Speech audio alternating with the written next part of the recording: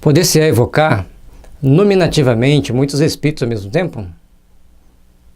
Não há nisso dificuldade alguma. E se tivesses 3 ou 4 mãos para escrever, 3 ou 4 espíritos vos responderão ao mesmo tempo. É o que ocorre se dispõe de muitos médiuns. O número de evocação você pode fazer à vontade, desde que você tenha ou médium suficiente ou em condições de escrever de forma ostensiva. Existe um certo médium psicógrafo, que ele é psicógrafo e psicopictógrafo, que pinta mediunicamente. Ele pinta ao mesmo tempo, tanto pinta e escreve ao mesmo tempo, com as 2 mãos e com os 2 pés, através de espíritos diferentes. Esse é médium assim lá no céu, né? Então nós temos que ver que existem muitas possibilidades, muitos trabalhos a serem realizados com as mais variadas condições. E nós temos que respeitar as nossas limitações.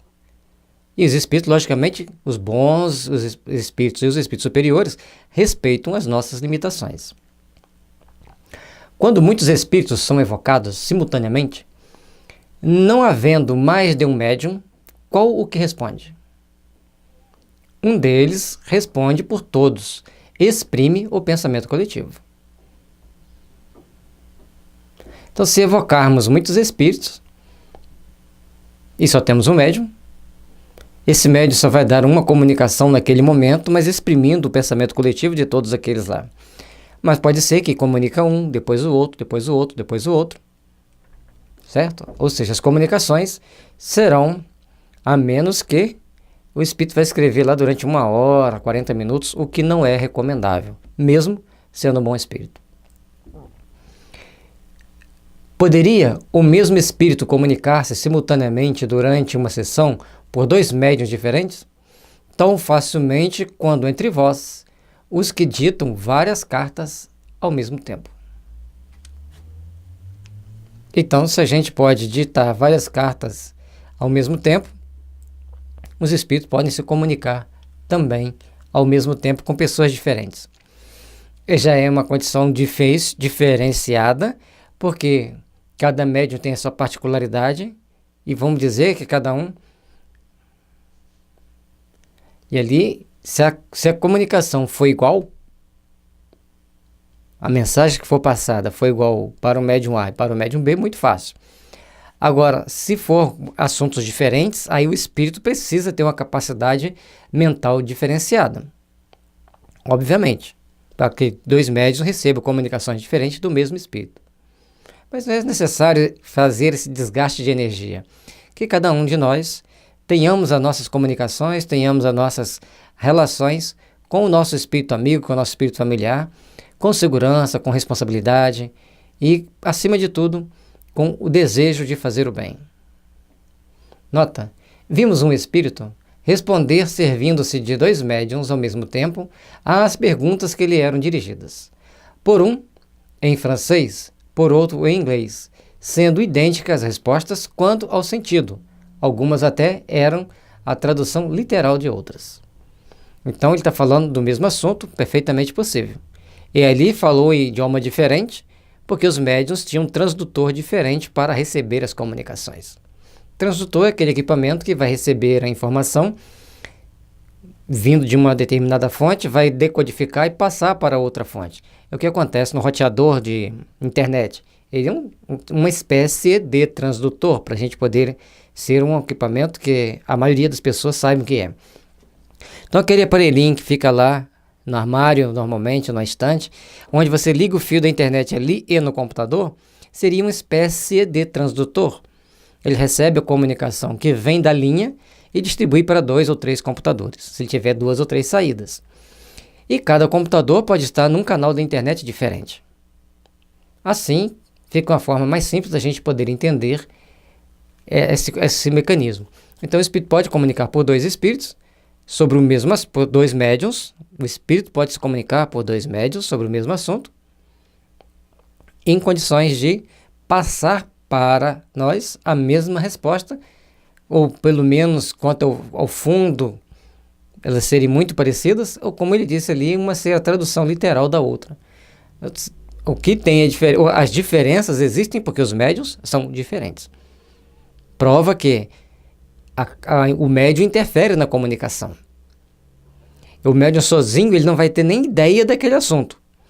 Mas ao receber a inspiração, a intuição ou a ação direta do espírito para escrever ou para psicofonar, ele vai trazer à tona aquele assunto. Cada médium com o seu conteúdo interno e com aquilo que ele recebe do espírito. Então, é o médium, o meio e o espírito. Os dois médios estão ali juntos, na mesma sala, para receber as mesmas mensagens, elas vão sair com algumas variantes. Dois espíritos evocados simultaneamente por dois médiuns podem travar entre si uma conversação, sem que este modo de comunicação lhes seja necessário, pois que, reciprocamente, um lê os pensamentos do outro. Eles se prestam a isso algumas vezes para nossa instrução.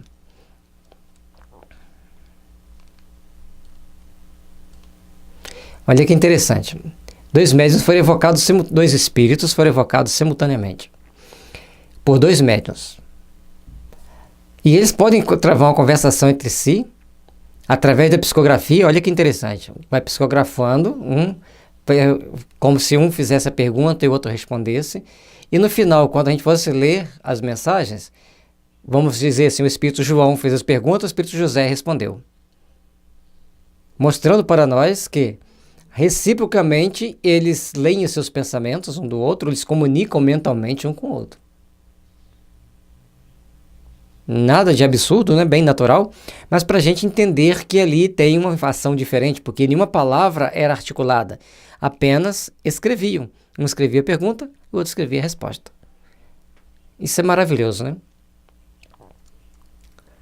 Se são espíritos inferiores, como ainda estão imbuídos das paixões terrenas e das ideias corpóreas, pode acontecer que disputem e se apostrofem com palavras pesadas, que se reprochem mutuamente os erros e até atirem os lápis, as cestas, as pranchetas, etc., um contra o outro. Ou seja, se são dois... Vamos voltar aqui. Nesse caso aqui, deduzimos que são dois bons espíritos ou dois espíritos superiores que conversam. Um faz a pergunta, outro dá a resposta. Mostrando que ali tem um diálogo que está sendo reciprocamente uma intercomunicação entre eles. O diálogo está sendo intercalado. Um pergunta, outro responde, ou vai dando continuidade do assunto como se fosse um diálogo. Nessa segunda parte, são espíritos inferiores. Eles começam a discutir, a trazer à tona os defeitos dos outros, e depois ainda, quando extravasa os recursos verbais da agressão, pode partir para a agressão física, tirando uns contra os outros. Aí vai depender também da educação do médium, objetos que ele tem às mãos. É muito comum, nas reuniões mediúnicas, tirar tudo de cima da mesa. Até mesmo os livros a gente tem que ter cuidado ao deixar, principalmente quando tem médiuns em treinamento. Não quer dizer que tenha que tirar tudo de cima da mesa, mas é bom não deixar muita coisa em cima da mesa. Pode o espírito simultaneamente evocado, em muitos pontos, responder ao mesmo tempo às perguntas que lhes são dirigidas? Pode, se for um espírito elevado. Então, várias pessoas perguntam em várias cidades diferentes para o mesmo espírito no mesmo horário. Ele pode responder essas perguntas? Se for um espírito elevado. E aí, a gente já disse que muitas das vezes, no caso de Bezerra de Menezes, ele está numa determinada posição e pode comunicar até com 500 espíritos ao mesmo tempo, conforme eu já ouvi em algumas palestras. Então, e por ele ser um espírito muito elevado, de muito equilíbrio, ele tem uma equipe que trabalha com ele em perfeita sintonia para que ele possa passar todas as comunicações. Então, aí no caso, entra o espírito intermediário entre o mentor e o médium. E às vezes são mais de um espírito que fazem isso para cada médium, para que mantenham ali uma corrente mental contínua de intercâmbio de informações. Mas isso é muito raro, é bom se evitar, é bom que a gente tenha cuidado para que todo mundo ao mesmo tempo comece a receber mensagem de Bezerra de Menezes, 1000 pessoas, a gente não tem como contar, porque nós não sabemos todos. Então, certamente vai ter espíritos falando em nome de Bezerra de Menezes em muitas comunicações. Aí tem sempre, não é porque foi assinado Bezerra de Menezes que nós vamos aceitar. Foi assinado Bezerra de Menezes, nós vamos avaliar se tem coerência aquela mensagem com aquilo que normalmente a gente espera de Bezerra de Menezes. Não estou criticando ninguém que receba a mensagem de Bezerra de Menezes, mas apenas fazendo uma observação para que a gente tenha cuidado quando comecemos a achar que ele tem que se comunicar com muitas casas espíritas ao mesmo tempo. Isso é um fator que cada casa tem que ter o seu cuidado. Portanto, é importante estudar o Livro dos Médiuns. Nesse caso, o espírito se divide ou tem o dom da ubiquidade. Aí a resposta é maravilhosa, né?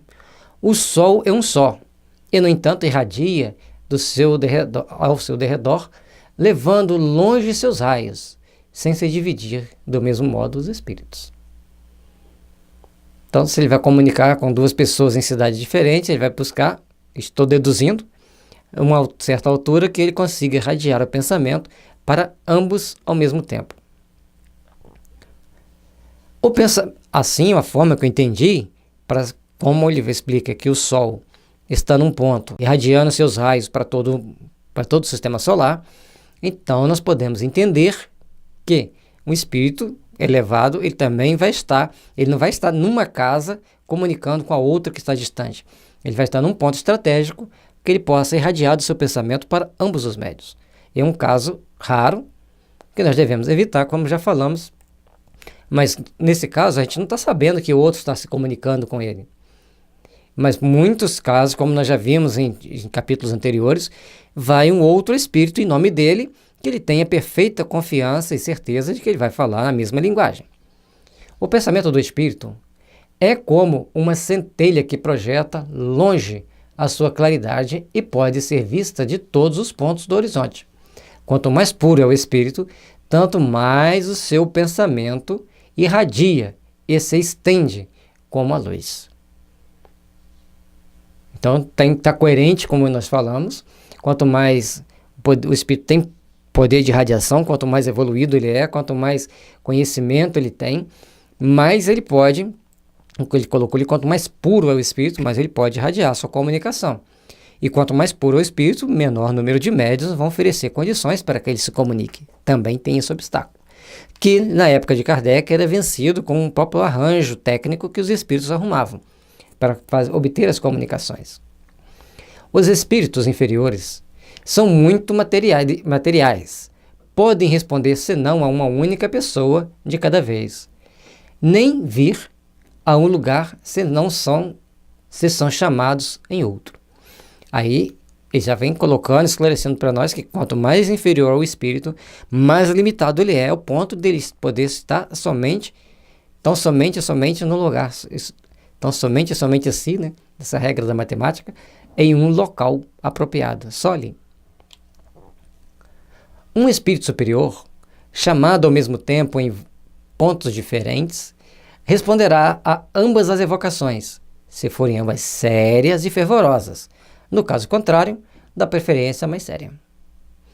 E mais esse detalhe, os espíritos superiores eles vão sempre ver o cunho da utilidade. Qual que vai ser mais útil? É aquela que tem um trabalho mais sério. É para essa que eu vou me dirigir, é a essa que eu vou estar. Nota, é o que sucede com o homem que, sem mudar de lugar, pode transmitir seu pensamento por meio de sinais perceptíveis de diferentes lados. Numa sessão da Sociedade Parisiense de Estudos Espíritas, em a qual fora discutida a questão da ubiquidade, um espírito ditou espontaneamente a comunicação seguinte. Então aqui ele está dizendo que um homem que, sem mudar de lugar, pode transmitir seu pensamento por meio de sinais perceptíveis de diferentes lados. Então, o pensamento que nós estamos radiando é como se quando você joga uma pedrinha num lago bem calmo, ela faz aquela onda, né? Aquela onda concêntrica, sai aquela bolinha redondinha e vai ficando enorme aquelas ondas ali. Então, nosso pensamento irradia daquela forma, para a gente ter uma ideia de como ele irradia. ele vai estar radiando para todos os lados. E vai ser perceptível aos espíritos que estejam em qualquer lugar dentro daquela raio de ação que o espírito pode irradiar.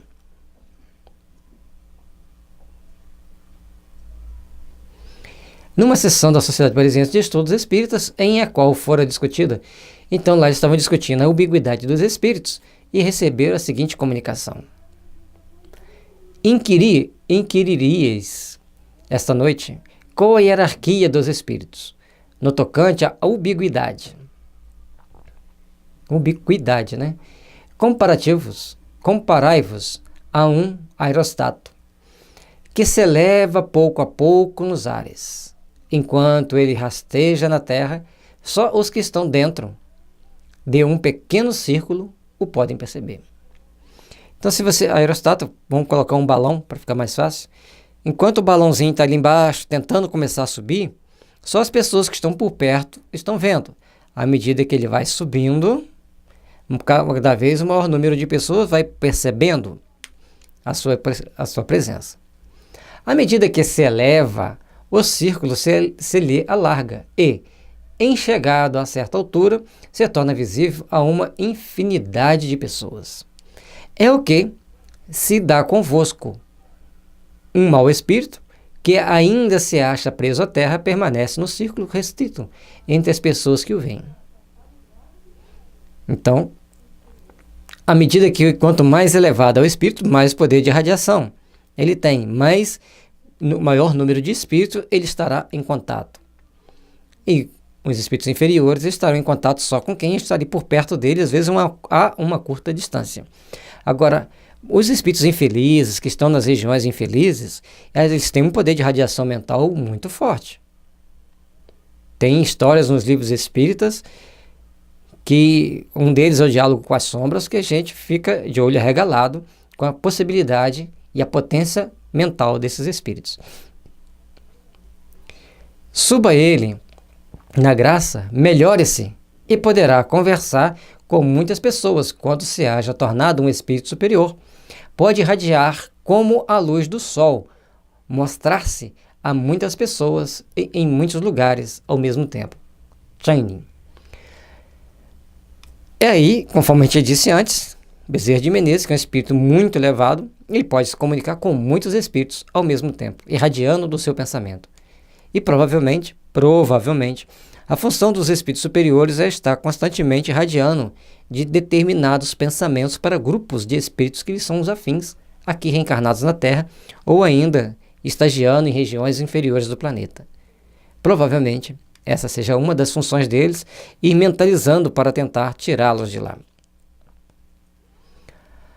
Podem ser evocados os puros espíritos, os que hão terminado uma série de suas encarnações?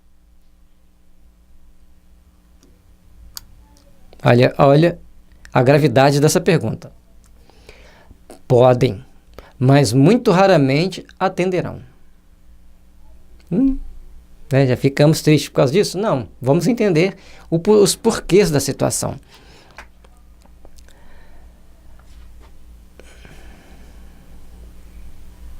Eles só se comunicam com os de coração puro e sincero, e não com os orgulhosos e egoístas.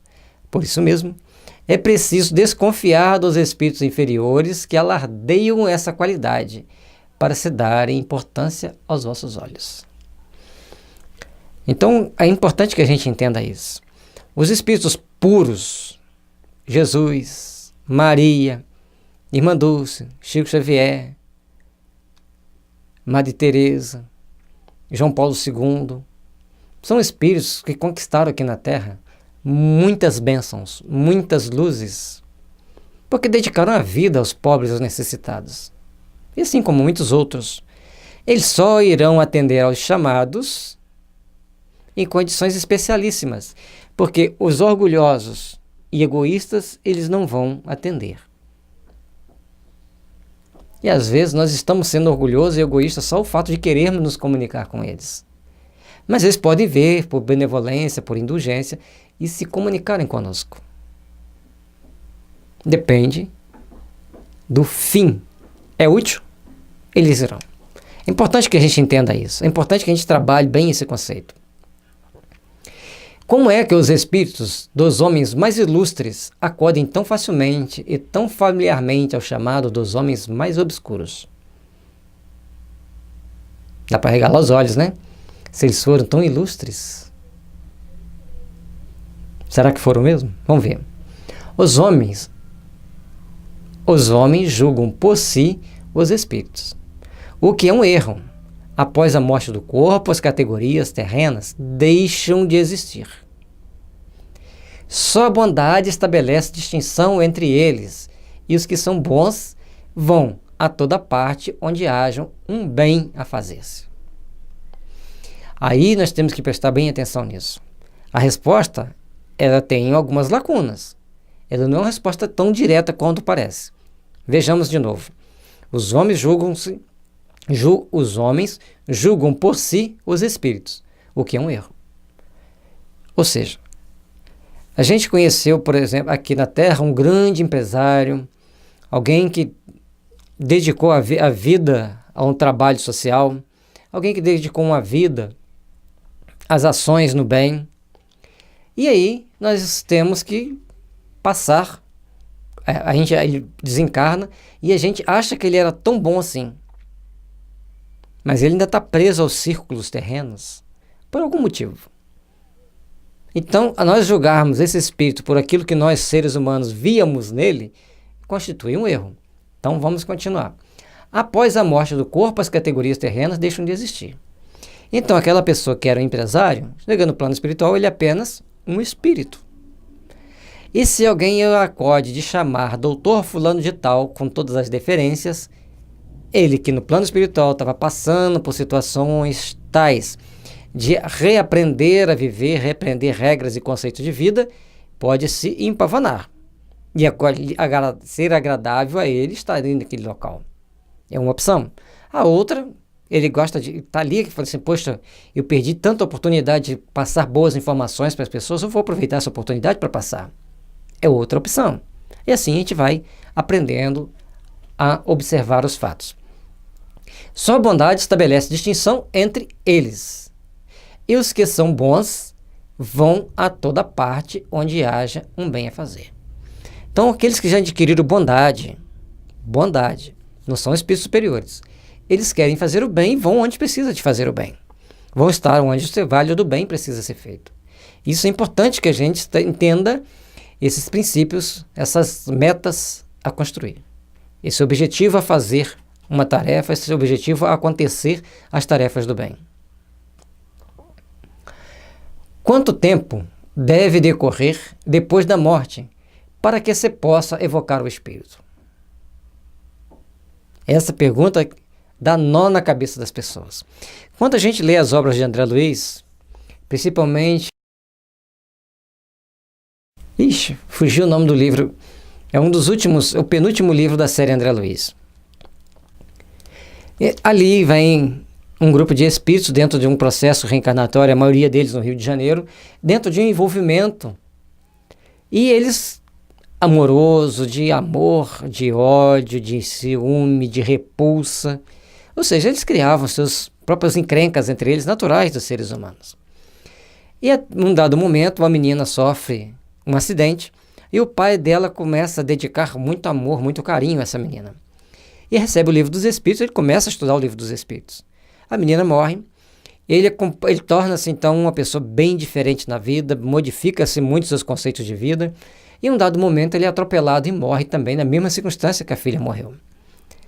Só que a filha morre, ainda se carrega consigo algumas marcas, algumas tendências a sofrer aquele impacto da rejeição que ela teve na última encarnação, reencarna naqueles mesmos processos. Ele, por ter estudado o livro dos espíritos, ao desencarnar, se torna protetor da menina e da mãe da menina. Instantaneamente, ele assume aquele cargo, eu acho que para trabalhar com eles ali em torno de 10 a 20 anos. É importante a gente ler o livro. É o penúltimo livro da série André Luiz. Fugiu o nome, me desculpe, agora que confundi o nome do livro. Então, a gente tem que procurar entender que o espírito, ao desencarnar, ele vai expressar as suas conquistas espirituais. Um espírita que estava lá, espírita, mas gostava de fazer uma piadinha daqui, jogar um chaveco dali, aí dar aquelas olhadelas para outra pessoa dali, e assim ia e fala mal de um, fala mal do outro, cria aquele rendezvous dentro da casa de rendezvous no sentido de tumultuosos sentimentos, mesmo que eles não aconteçam, mas os fatos não aconteçam, mas as ideias estão sendo lançadas. Ele desencarna, ele não vai ter condições de passar uma comunicação logo em seguida, a menos por extrema misericórdia e para ele desabafar e ser instruído, a receber um alento, uma palavra de otimismo, de incentivo, para que ele se encare a si mesmo para se corrigir. Agora, um espírita que está lá trabalhando, fazendo sua reforma íntima, procurando estudar, ele desencarnou, se ele quiser. Ele certamente poderá passar as mensagens instrutivas. Mas na maioria das vezes ele já será convidado a ingressar em equipes de trabalho, porque o que mais falta no mundo espiritual é trabalhador capacitado. E assim nós vamos procurar trabalhar. Aí ele fala, podeis fazê-lo no instante mesmo da morte, mas como nesse momento o espírito ainda está em perturbação, só muito imperfeitamente responde. É o primeiro ponto que nós temos que observar. Acabou de morrer, pode comunicar? Pode. Independente, ele não fala que é o espírito mais ou menos evoluído. Acabou de desencarnar, pode passar a comunicação? Pode. Mas como que ele vai passar a comunicação? Imperfeitamente.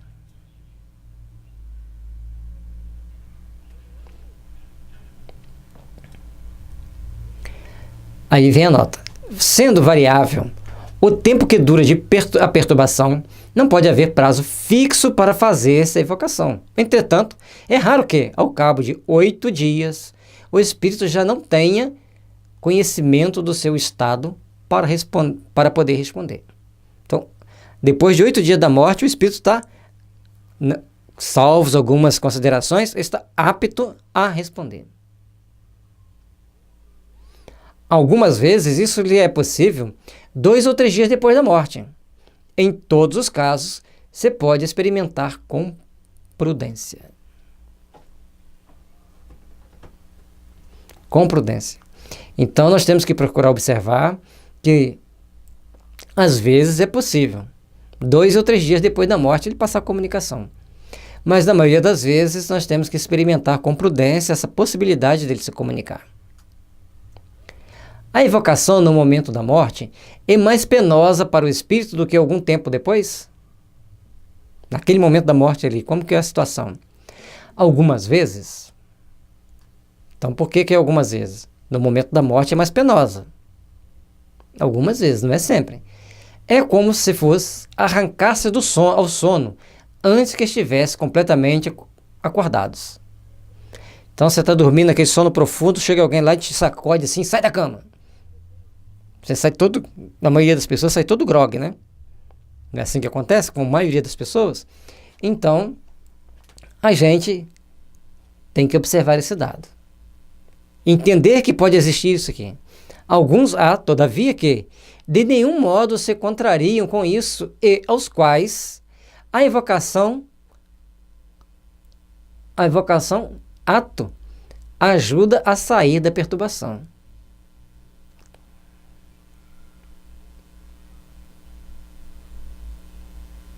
Está faltando algumas palavrinhas aqui nesse ato.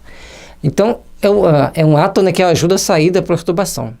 Aí fica completa a frase. Então, quando a gente vê as pessoas fazerem algumas críticas contra essas casas que dão comunicação de pessoas recém-mortas, e começam a fazer críticas, cuidado. Estudem esse negocinho bonito chamado Livro dos Médiuns. Leiam com atenção. Não fique falando sem saber, não fique falando sem conhecer. Cuidados têm que existir. Kardec está falando. Ele disse aqui antes, está no anterior, podemos experimentar essa evocação até 2, 3 dias depois da morte, com prudência. É mais seguro com 8 dias. Mas aqui, ele está dizendo que quando o espírito ainda não está pronto para responder, ele vai vir meio sonolento. É quando você acaba de acordar no madrugada, meio zonzo ali de sono ainda. Certo? Aí, nós temos que ter mais cuidado. Mas muitas das vezes essa evocação o ajuda a sair da perturbação. E às vezes o espírito está 1 ano, 2, 5 anos, 1 século no plano espiritual e ainda está perturbado. Ele não sabe que morreu. Fica perambulando pela rua, fica zanzando para um lado e para o outro. Ele não tem ainda o sentimento desperto para as grandes realizações do bem. E nesse momento, porque ele precisa de passar por essas realizações, o evocar, o ouvir e o orientar vai dar um impulso para que ele possa crescer, para que ele possa se aperfeiçoar. Como pode o espírito de uma criança que morreu em tenra idade responder com conhecimento de causa, se quando viva ainda não tinha consciência de si mesma? E aí? A alma da criança é um espírito ainda envolto nas faixas da matéria, porém, desprendido desta, goza de suas faculdades de espírito, porquanto os espíritos não têm idade, o que prova que a criança já viveu. Então a criança, quanto mais tenra idade ela desencarna, mais rapidamente ela adquire a sua plenitude espiritual. Se passar dos 7 anos, aí as coisas se complicam. Tem palestras no YouTube explicando devidamente isso, baseado em pessoas que provavelmente estudaram o assunto. Então, até os 5, 6 anos, a criança, no plano espiritual, quanto mais cedo ela desencarne, mais rápido ela adquire sua plenitude de consciência, com uma série de variáveis, de acordo com o seu processo kármico, lógico, mas ela vai passar as mensagens, muitas das vezes, com conhecimento de causa. Nós vimos há tempos, na nossa cidade natal, uma jovem estava grávida de 3 meninos, de trigêmeos, 3 crianças. Ao nascerem, logo em seguida, com todos os recursos que puderam usar, e mesmo a avó sendo enfermeira-chefe, a criança morreu, desencarnou. E ela ficou muito decepcionada, muito triste. Aí no dia da mediúnica ela falou que não queria ir.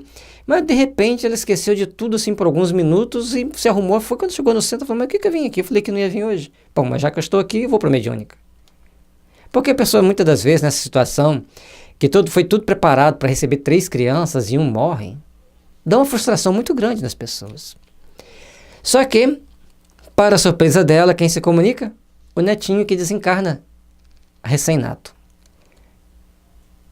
E aí passa a seguinte mensagem. Os 2 estavam com muito medo de reencarnar. Eles teriam que passar por algumas provações que serão muito delicadas. Eles estavam com medo. Eu falei, não, eu vou com vocês. E ele veio. Passou-se a gestação, ele ficou ali unido a eles. Ao nascerem, cumpriu-se o ciclo e já estava programado no seu mapa kármico que, após o nascimento, ele retornaria ao mundo dos espíritos para protegê-los agora como espírito. E ele fala para ela, não, vozinha, agora você tem mais um amigo aqui no plano espiritual. A beleza da doutrina espírita é que ela esclarece, mas ela também consola, emociona a gente também, né? Porque a gente vive no mundo com tão pouca esperança às vezes, com tantas notícias ruins, com tantas notícias tristes, e quando a gente depara com informações assim, envoltas em um ato tão grande de amor e de renúncia, a gente se emociona. Mas é isso que a doutrina faz. Ela nos transforma pela essa movimentação dos nossos sentimentos para despertar de novos valores, de novas ideias, de novos conceitos. E eu tinha um colega de trabalho que era protestante, radicalmente protestante. Desculpem, tá, gente? E ele passou pela mesma experiência. A esposa dele engravidava, depois de muita dificuldade, nasceram 3 crianças. E um veio a falecer. E por ele ser protestante, ele ficou muito constrangido com aquela situação. Ficou muito triste, muito abalado. E um dia eu conversando isso com um colega espírita, ele falou, conversa com fulano. Vamos chamá-lo de João para não citar o nome. Conversa com o João, que ele passou pela experiência. Se ele não quiser te ouvir, você para. Mas se ele quiser te ouvir, você continua a conversa. Porque às vezes esses assuntos assim, muito delicados para conversar com as pessoas protestantes. E aí a gente contou essa história para ele. Ele agradeceu muito e falou assim, para a gente entender o espiritismo, qual livro a gente lê primeiro? Foi o Livro dos Espíritos. Ele nunca mais falou mal da doutrina espírita, passou a nos ver, a ver a nós espíritas com outros olhos, E mudou tudo na vida dele. A partir dali ele ficou mais feliz. Ele falou, se eu não conseguir lembrar dessa história bem, depois você conta para minha esposa. Foi perfeitamente. E provavelmente ele lembrou da história, porque ele não me pediu para contar. Então a doutrina espírita ela é essencialmente consoladora. Essencialmente esclarecedora. E também, se ela consola e esclarece, ela nos dá responsabilidade. E para termos responsabilidade, temos que ter mais conhecimento. Então não vou estudar mais isso porque eu não quero responsabilidade. Já perdeu. Né? Na gíria dos jovens, né? Já perdeu. Ou seja, você está perdendo a oportunidade de aprender, você está perdendo a oportunidade de crescer, você está perdendo a oportunidade de ser melhor, de construir a sua vida de uma forma melhor. É melhor compreender, estudar, compreender, praticar e viver melhor aqui e lá, no plano espiritual. Entretanto, até que se ache completamente desligado da matéria, pode conservar, na linguagem, traços do caráter da criança. Perfeitamente. Aí vem outro fator importante. Na reunião mediúnica, na grande maioria das vezes, o maior número de pessoas, os integrantes, são mulheres. Quando chega um espírito falando numa linguagem, num tom de criança, elas amolecem o coração. E existem espíritos que se fazem passar por crianças para obsediar o grupo. E aí nós temos que ter cuidado. Muito cuidado e muita vigilância. Nota, a influência corpórea que se faz sentir por mais ou menos tempo sobre o espírito da criança, igualmente é notada às vezes no espírito dos que morreram em estado de loucura. O espírito em si mesmo não é louco. Sabe-se, porém, que certos espíritos julgam durante algum tempo que ainda pertence a este mundo. Então, ao conversarmos com o espírito que morreram no estado de loucura, temos que também ter cuidado. E o Brian Weiss, ele faz uma comparação, ele não é espírita, mas ele faz trabalho de regressão, e nas regressões ele tem também métodos de comunicar com o espírito que já desencarnou. E ele, então, certa vez conversando com um espírito que havia morrido de AIDS, ele tinha tomado muitos remédios químicos e ele estava em plena perturbação. Ele não conseguia conjugar-se as ideias para uma boa comunicação. E um outro, que também morreu de AIDS, mas descobriu e morreu. Ele se comunicou muito lúcido. Aí ele fez o experimento técnico-científico. Espera aí. Por que, como ele é inglês, vamos citar aqui, porque Bill falou de uma forma tão embolada, tão confusa? E porque Joy falou de uma forma tão clara, tão explícita? Foi meditando, foi fazendo os questionamentos, obteve outras oportunidades de se comunicar com outros espíritos, ou com aqueles mesmos, eu não me lembro agora, mas ele obteve a resposta. E também a dedução lógica. Aqueles que tomam menos remédio químico antes da morte recuperam-se mais facilmente no plano espiritual. Então, não estou sugerindo A nem B. Estamos precisando de entender a comunicabilidade do espírito. O outro ponto importante é você tem que ficar aqui na Terra até quando Deus permitir. Agora, esse tempo que você está aqui, você tem que aproveitar para se corrigir. Se você prolongar a sua vida, mas você não se corrigir, aí você está se complicando também. Não é, pois, de admirar que, no louco, o espírito ainda se ressinta dos entraves que, durante a vida, se opunham à livre manifestação dos seus pensamentos, até que se encontre completamente desprendido da matéria.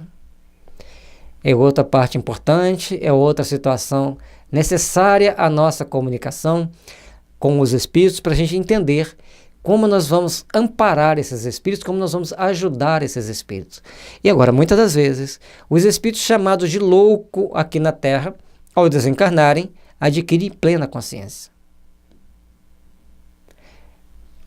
E a gente poder trabalhar com crianças que têm paralisia cerebral, que aparentemente eles não entendem nada, eles nos surpreendem quando a gente consegue encontrar com eles em desdobramento, e eles estão perfeitamente lúcidos, participando dos trabalhos espirituais.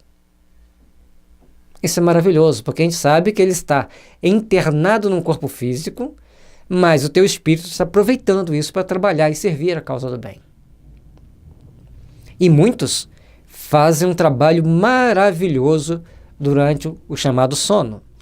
Vamos procurar ver essas pessoas com essas limitações de uma forma diferente e diferenciada, para que a gente possa servir mais. E às vezes pessoas que são lúcidas no mundo físico, no dia a dia, conversam com total polidez, com total sinceridade, no nosso ponto de vista, né? Ao vermos no plano espiritual, eles procuram tudo quanto é coisa mais assustadora possível. Nem vamos citar aqui para não induzir vocês. Então nós temos que procurar estarmos convictos do bem, onde quer que a gente esteja. Porque, como diz André Luiz, tem pessoas aí na Terra que têm as condutas aceitáveis por vocês, mas aqui no mundo espiritual eles seriam loucos, internados e enjaulados em presídio de segurança máxima. As palavras dele são mais ou menos assim. Não sei se está no mundo maior ou nos domínios da mediunidade, eu não sei em qual livro que vai estar, está ali no iniciozinho, está antes do mecanismo da mediunidade. Este efeito varia conforme as causas da loucura, porquanto há loucos que, logo depois da morte, recobram toda a sua lucidez. É o que a gente acabou de explicar, só antecipando-nos um pouquinho aqui. Conforme as causas da loucura, conforme o tipo de tratamento que ele passou, uma série de situações existem para que possamos começar a compreender a alma humana. Que Jesus nos ilumine, nos abençoe e nos fortaleça para que, ao longo da nossa existência, estejamos sempre dispostos a amar e servir e a construir um mundo melhor. Muita paz a todos nós.